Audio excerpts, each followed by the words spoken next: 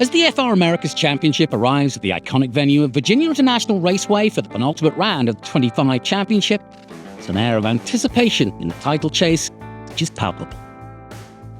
For Crosslink Motorsports from Dallas, Texas, there's a chance of winning their first title as a standalone team in what's been a tumultuous season of highs and lows, and yet somehow they're still in it with 4 races to go, led by their senior driver, 21-year-old Titus Sherlock across the Texas. I mean, we're pretty close in points. We need a good weekend this weekend to get more comfortable in the points situation. But I think that we got the car, we've got the driver. I think we can get right back into this thing, and that's what we're hoping for at this point. Well, Titus, of course, I heard about before I showed up here.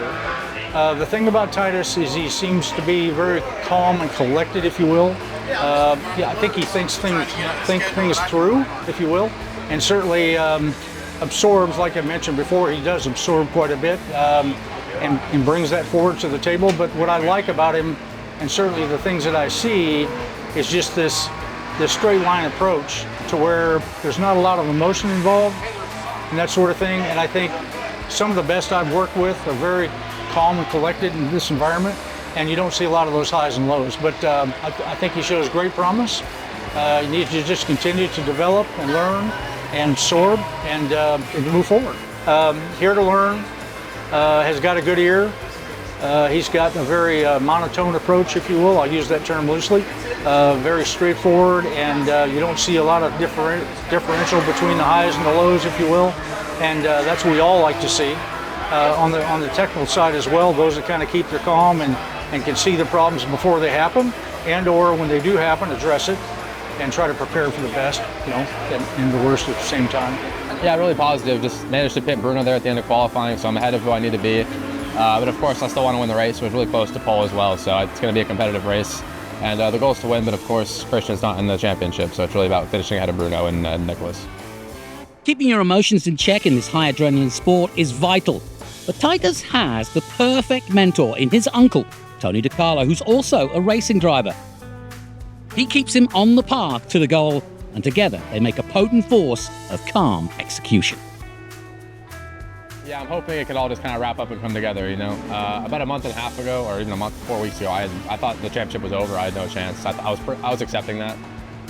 But we had a mega Canada, and they did not. So we're right back in, only 11 points off the lead. And with everything that's been up and down over the last 2 years, I really hope we can end this on a high. I think we've been, I'd say, consistently the fastest in the races over the course of the year, and hopefully we can just top that off with these last 2. Ahead of them in qualifying, so hopefully we're going to get to the end of this race and have a good weekend, and then, of course, do it again in Barber. He's a fighter. He's going to keep fighting until the bitter end, and we promised him that we'd keep good stuff underneath him, and all he had to do was drive it, and he's performed perfectly. He's the same all the time. He's calm. It's nice having a driver out there that is getting every single thing he could out of that car, and taking care of it at the same time. Yeah, I mean, I raced here 2 years ago in F4, and I got a almost podium until I spun on the last lap in the rain. But it's a decent track. I mean, we've been quick this weekend so far, within a tenth or so of first every single session, so it's been good. For race 1, Titus starts on the dirty and therefore less grippy side of the track and pays the price, going from 2nd to 4th, finding himself in a battle for 3rd, with Ribeiro in 2nd and Brooks leading. His other rival, Ambiado, just behind.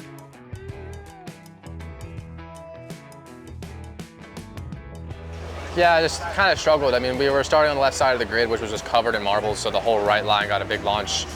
So I dropped to 3rd, and then we had a safety car pretty soon after that.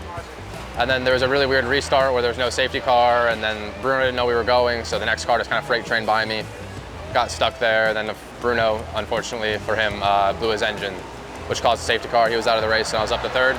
And from there, just kind of stayed there. We had restart after restart, only making it about halfway through the lap. And just didn't quite have the pace of the 2 cars ahead, it seemed like. Yeah, I just felt like I had low grip just kind of everywhere. It wasn't really a balance thing, just felt like I couldn't get the power down, couldn't turn in. Felt like we were struggling on the straight line a bit as well, so it was just tough. Didn't feel like I had a whole lot of speed in the car to go forward. And was actually looking backwards more than I was forwards that time, so it's not optimal, but got to the end and got good points. Yeah, when the last safety car came out, I was pretty much touching Golan's attenuator in the last corner. Was about to hopefully have a good run on him, but the safety car came out again in the same spot. So didn't get to set that lap time and didn't get to get the pass done either. I think I could have maybe gotten into turn 1 that time because I was really close, but we'll never know now. Maybe as the run, if we would have gotten a longer run, I could have basically gotten into it because I think we were a little bit lower tire pressure to account for having a longer run. So just struggle with that a little bit, but like you said, I mean, it's a good point today. I'm not going to be too upset, but really wish we could have had a better start/race there because as well, because we were kind of battling during the only green flag laps we had. So I'll be starting 5th tomorrow, which is unoptimal. But anything can happen, and like you said, good day for points. We'll see if that one was full points. I'm not sure. I'm going to assume it's not because I think we did maybe 3 full laps. So again, but it is how the game goes sometimes. It wasn't the result we wanted, but it was the break we needed. So we're right back in it right now. I think we're within 4 points. You know, we just got to keep our heads down, make sure that we're doing the prep that we need to do, and give him the car that he needs to finish this. Of course, as a driver, you want to run away with the championship, but you know, when Titus takes the championship this year, he's going to really appreciate how hard he had to work, especially in these last few events to really clinch it. It's comments like that that shows the faith they have in their top driver, and despite a 5th place start for Sunday's race, the mood is good within the team. You know, one thing that one of Titus's strengths this year that has really shined is just his composure, you know, both on and off of the track. You know, not much rattles him. And even when we're communicating mid-race over the radio, very cool, calm, collective, and it's very reassuring for the team as well when you've got a driver that is just knocking out laps and just doing his job. The start of race 2 couldn't have gone better. Passing Goling and Ambiado within the first few yards, he then went in pursuit of Ribeiro in 2nd, and again Christian Brooks leading.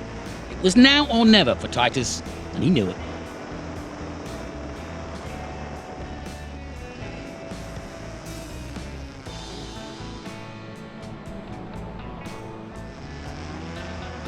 As he exits turn 1, he's behind his rival now in 3rd. But the race, as always, is another safety car littered knockdown drag-out affair, wheel-to-wheel battle royal, and Titus is in the thick of it, racing for his future career. Oh, I knew it was an important race. The second race at VIR was critical for the championship. I was right next to my championship rival Bruno and Nico, and I had a really good race. I had a good start, got up to 3rd behind Bruno, put pressure on him the entire race, and on a final restart, I got around him finally, and actually got shuffled back a bit to around 5th or so. So it was a really good points day. And it actually got me into the lead of the championship. So VIR race 2 was pretty awesome, and happy to be leading the championship after that. So after 2 years of hard racing, heartache and setback, joy and despair, Titus had prevailed at the crucial time. And he would now lead the championship by the slimmest of margins going into the final round at Barber, Alabama. Now he just needed to keep his head and finish the job off. And the Crosslink team were fully committed to that goal for the final 2 races.